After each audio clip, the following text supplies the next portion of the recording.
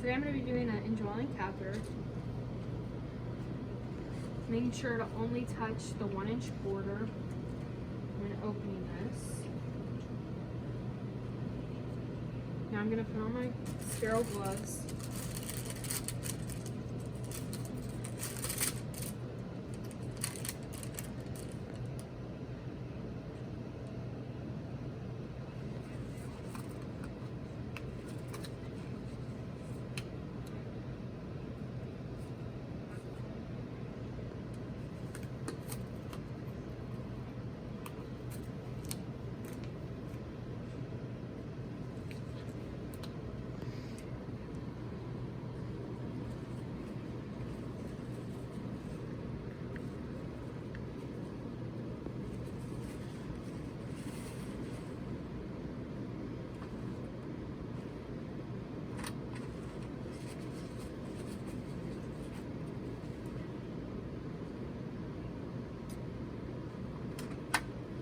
Now I'm going to be opening up my things, making sure not to touch the 1-inch non-sterile border.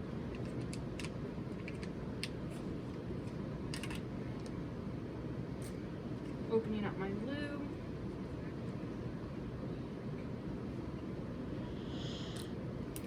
Now I'm going to be attaching my syringe to the catheter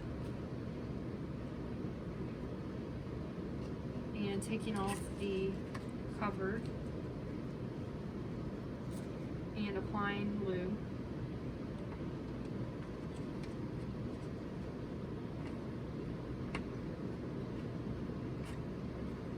Okay. Now that that's ready, I'm going to be taking my non-dominant hand and grasping the penis. This will make this hand not sterile anymore, so I'm going to leave it on there. I'm going to be taking an alcohol swab and going right around the meatus one time. Second one outside of that, and the final one outside of that. Now that it's ready, I'm going to be inserting my catheter. For males, it's 7 to 9 inches, and for females, it's 2 to 3. You can also go to the Y for the males. You just want to make sure that when it's in, that you're getting urine return, and you shouldn't inflate the balloon until you have urine return.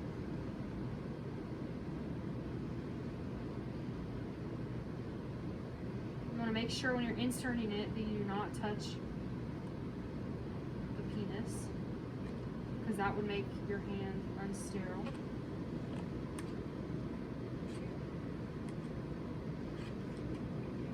So once you get it in, there should be urine return. Once there's urine return, we can inflate the balloon by inserting our saline, 10 cc's. Once this is all the way in and inflated, we take off the syringe and we're no longer sterile because the procedure is over. We would take our stat lock and tape it to the client's leg, making sure it's not too tight, and then place the back on a non-movable part of the bed. And we would clean up the rest of our things.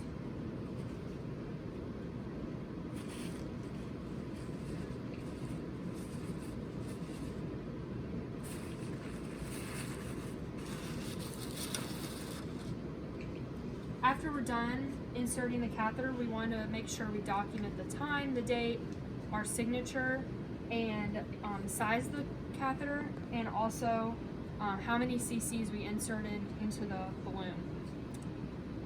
So once it's time to remove the catheter, we're going to make sure to drain the catheter bag and document the amount and the appearance. Then we're going to detach the stat lock that's on the client's leg and get our syringe.